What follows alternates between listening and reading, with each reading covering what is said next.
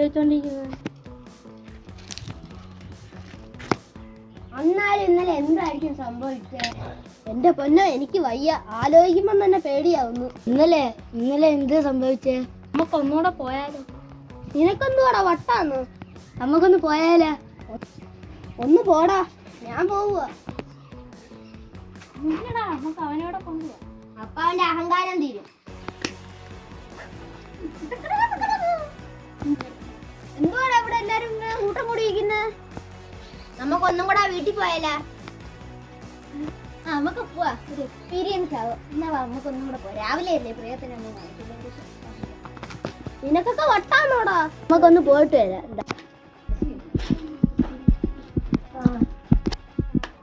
നീ പോകണ്ട, അവിടെ അപകടം ഉള്ളതാ.